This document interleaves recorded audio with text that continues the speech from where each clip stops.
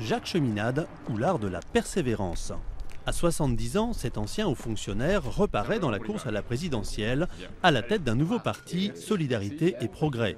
Il sillonne la France avec un petit budget, comme ici à Ilzac, en Alsace, soutenant les ouvriers d'une usine promise à la délocalisation. Les sondages ne lui accordent aucune chance, mais il pense qu'il a une mission. Je me sens investi pour dire la vérité, parce qu'on est dans un moment de l'histoire qui est une heure de vérité. Son credo, assainir le système financier débridé qui a causé la crise et provoquer un sursaut humaniste dans notre société.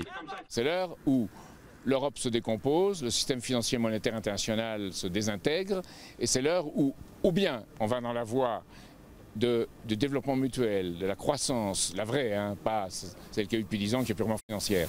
Donc un vrai développement d'une économie humaine où on va vers une voie qui nous mènera étape par étape vers des systèmes qui seront des systèmes totalitaires.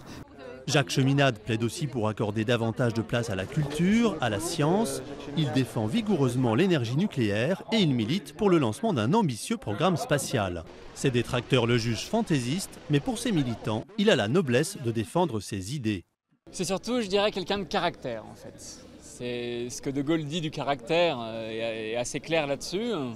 Comment avoir quelqu'un qui se bat pas simplement pour sa carrière politique, pour sa famille politique, mais effectivement, encore une fois, quelqu'un qui se bat réellement profondément pour ses idées. Faute de budget, pas de meeting, mais des prises de parole publiques, comme ici dans une rue de Mulhouse. L'assistance est clairsemée, parfois amusée par la gouaille et l'ironie de Jacques Cheminade, volontiers provocateur. Cette jeune fille est convaincue et va voter pour lui. Il a un programme très intéressant, surtout son programme économique. Et malgré des idées qui peuvent paraître un peu farfelues, dans le fond, c'est ce qu'il faut, quoi. Je pense que c'est quelqu'un qui m'a l'air vrai.